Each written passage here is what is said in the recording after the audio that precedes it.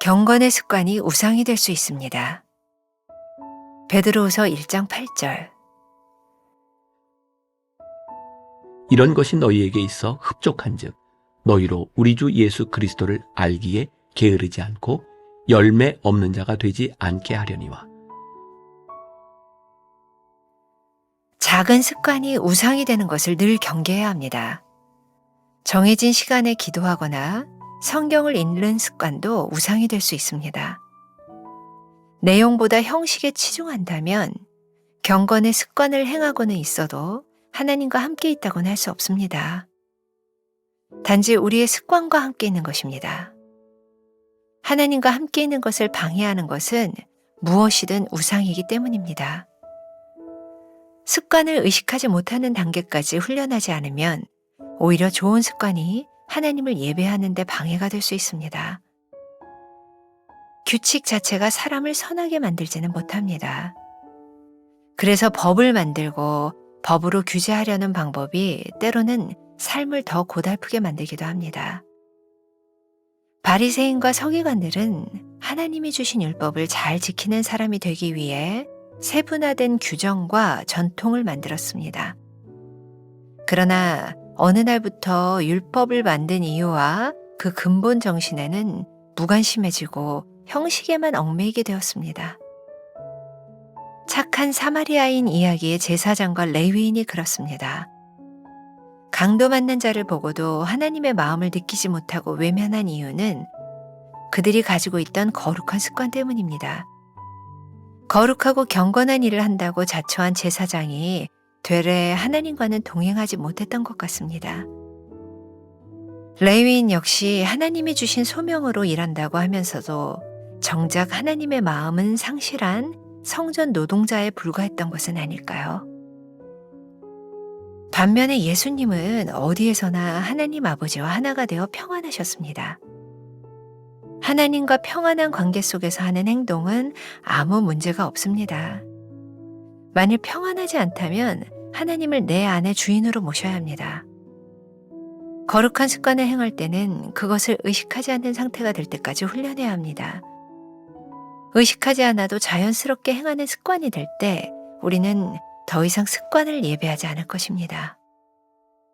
하나님과 올바른 관계로 들어가게 될 것입니다. 나의 경건 습관은 무엇입니까? 그 습관이 내 신앙에 방해가 되었던 적이 있습니까? 습관이 우상이 되지 않도록 기도하십시오. 오늘은 7월 28일입니다. 경건의 습관이 우상이 될 수 있습니다. 어쩌면 어제 제목과 이렇게 대비해서 보면 아주 왜 이런 주제를 다룰까라는 생각이 들지도 모르겠어요. 어제 저녁에는 우리 그리스도인의 습관이 필요하다. 그렇게 습관이 중요하다고 이야기해놓고 오늘은 경건한 습관이 우리의 우상이 될 수도 있으니 주의하라. 이런 이야기를 여러분들과 함께 나누게 되네요. 제가 설교 시간에 한번 이렇게 예화로 쓴 일이 있어서 기억하시는 분도 있겠지만 그렇지 못한 분을 위해서 들어가는 이야기로 잘 맞을 것 같아서 다시 한번 이야기를 합니다. 어느 교회에서 있었던 일이죠. 어떤 목사님이 새로 부임해서 새벽 예배를 인도하는데 그 교회는 이상한 전통이 있습니다. 늘 반주자가 택해온 찬송가를 부르는 거였어요.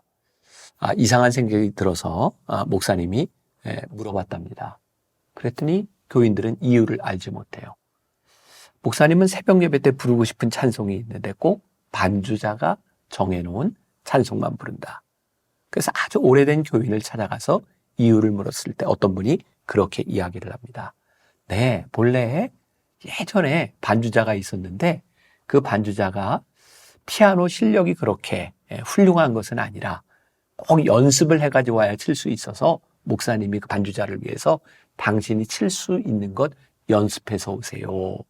그게 전통이 되어서 그렇게 늘 찬송을 부를 때는 반주자가 선택한 것을 부릅니다.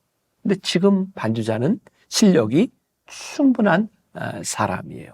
그런데도 사람들은 그냥 반주자가 정한 찬송을 부르고 있는 거죠. 자, 제가 무슨 이야기를 하고 싶은가? 사실 우리들이 가지고 있는 우리들의 습관, 전통, 오래전부터 내려오는 것들이 있어요. 그런데 어느 날 그 전통과 그 습관의 참된 의미를 잃어버리면 그 전통과 습관이 율법이 되고 우상이 될 수 있어요. 자, 여러분들에게 어떻게 들릴지 모르지만 습관을 숭배하는 거예요. 전통을 숭배하는 거예요. 사실 예수님께서 이 땅에 오셔서 바리새인들과 사두개인들, 그 율법학자들을 향해서 무섭게 질책하셨던 것은 그들의 삶이 다른 사람들보다 잘못되거나 경건하지 않거나 어떤 오류가 있기 때문에 예수님이 지적하신 것이 아니라 그들의 습관이 그들의 우상이 되었기 때문이에요. 자, 우상이란 무엇일까요? 우상은 하나님을 대신하는 거예요. 경건의 습관이 참 좋은데 경건의 습관이 우상이 되어버리면 내 습관을 지키기 위해서 하나님보다 우선하게 된다는 이야기죠. 여러분들 책 중간에도 하나님의 숨결에도 착한 사마리아인 이야기의 제사장과 레위인이 그렇습니다 라는 이야기를 제가 써놓았어요. 누가복음 10장에 나와 있는 선한 사마리아인의 비유죠. 저는 그 말씀을 묵상하다가 오늘 그런 생각을 했어요. 왜 제사장과 레위인은 강도 만난 자를 놔두고 그냥 갔을까? 성경에는 특별한 이유를 설명하고 있지 않아요. 근데 목사인 저로서 제가 이해할 만한, 제가 납득할 만한 설명이 있는 거예요. 제사장이 뭐하러 거기를 지나갔을까요? 레인이 뭐하러 거기를 지나갔을까요? 이 사람들이 특별히 휴가를 얻었거나 특별한 일이 있지 않은 이상 그들이 해야 되는 중요한 의무, 경건한 일이겠죠. 제사와 관계된 성전과 관계된 일이었겠죠. 그들은 그 일을 행하기 위해서 그 길을 지나가고 있었을지 몰라요. 그들에게는 그 일이 너무 중요해서 강도 만난 자를 살필 수 있는 마음이 없는 거예요. 자, 바로 그 이야기죠. 그들의 삶의 경건이 우상이 되어버려서 강도 만난 자의 그 아픔 그리고 긍휼함을 잃어버린 그들에게 있어서 하나님을 예배하는 제사장의 직과 레위인의 직이 우상이 되어버렸다. 그러니까 우리들이 늘 생각하고 경계해야 되는 것이 있는데 우리들이 지금 왜 이 경건한 일을 하고 있는지를 우리들이 잃어버리면 경건의 습관이 우리들에게 우상이 될 수도 있다는 거예요. 제가 얼마 전에 소망교회 권사회에 가서 이렇게 말씀을 전하게 됐어요. 그냥 제가 그 교인들의 마음을 열고 말씀을 전하기 위해서 제가 예전에 들었던 어떻게 농담 같은 우스갯소리일 수도 있죠. 오래전에 그런 얘기가 유행을 했었어요. 제가 그 여성교 회원들의 그런 얘기를 했어요. 여러분들 아세요? 소망교회 권사에 대한 이 세상에서 제일 무서운 시어머니 이화여자대학을 나와서 압구정동에 살면서 소망교회를 다니는데 권사 그리고 게다가 생머리 제일 어려운 시어머니다. 근데 한번 생각해 보세요. 압구정동에 산다는 것이 무엇이 잘못됐으며 이화여자대학을 나왔다는 게 뭐가 잘못된 것이며 소망교회를 다닌다는 것이 무엇이 잘못된 것이고 권사가 되었다는 것이 무엇이 잘못된 것일까? 또 생머리를 하고 있다는 게 무엇이 잘못된 것일까? 그것 하나하나는 아무것도 잘못된 것이 없고 어쩌면 그러한 곳에 그러한 과정을 지나갔다는 것이 그의 인생에 참 좋은 소중한 일이 될 수도 있어요. 그런데 그 우스갯소리를 만들어냈던 사람들은 그렇게 훌륭한 사람이 되기 위해 그들이 만들어놨던 그들의 이미지로 인해서 참 까탈스러운 사람이 될 수도 있겠다. 그런 이야기를 하고 있는 거죠. 제가 그 이야기를 했더니 소망교회에 있는 권사님들이 막 웃었던 환하게 웃는 모습이 지금도 제 눈에 서네요. 근데 그게 소망교회 권사님들에 대한 이야기로 끝나는 것일까요? 어쩌면 우리 그리스도인들을 향한 똑같은 이야기일 수 있어요.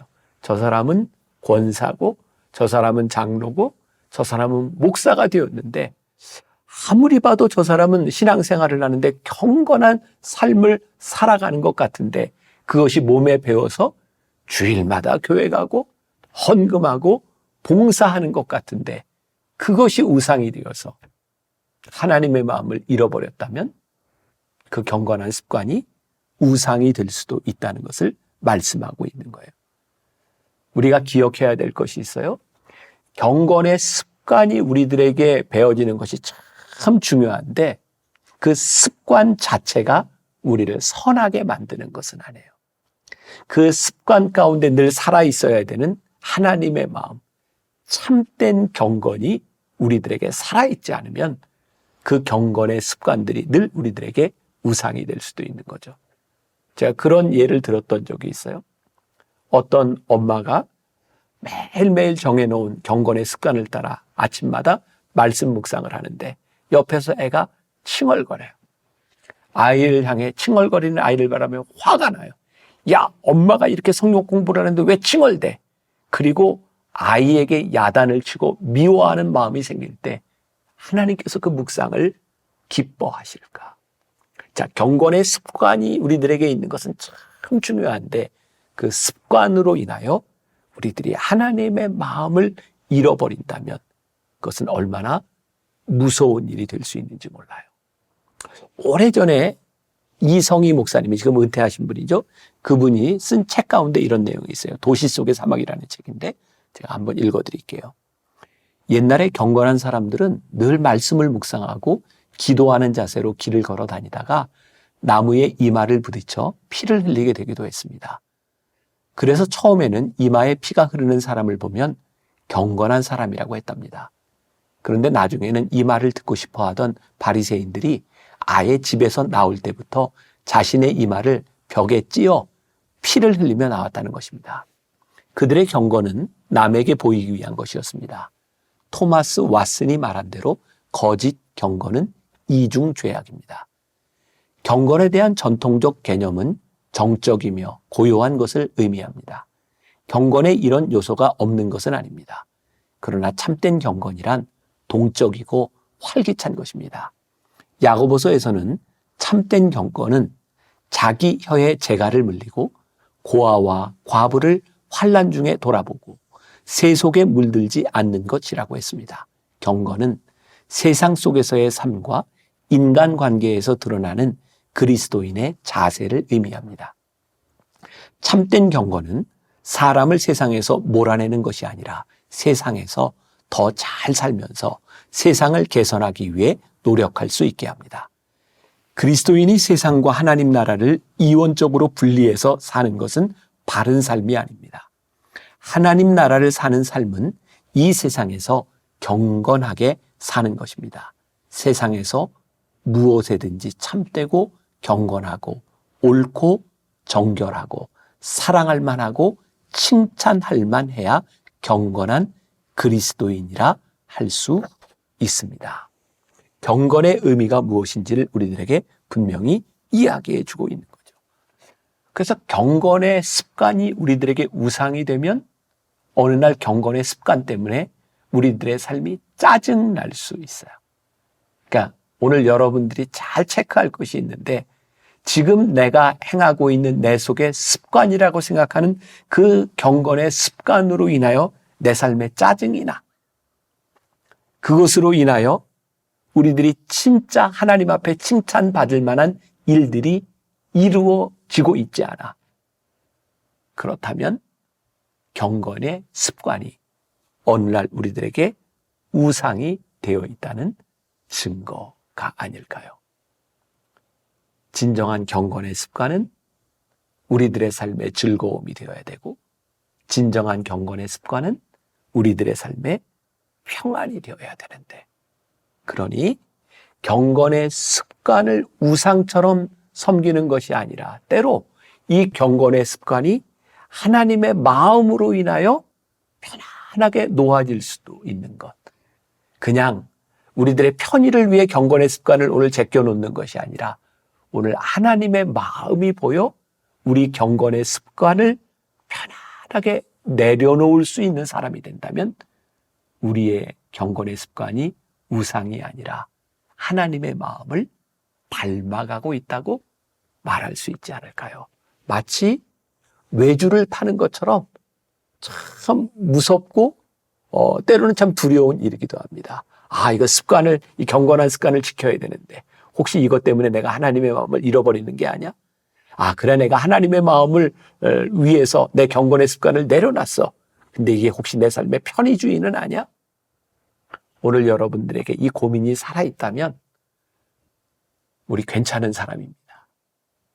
이 고민이 사라질 때 우리는 경건의 습관이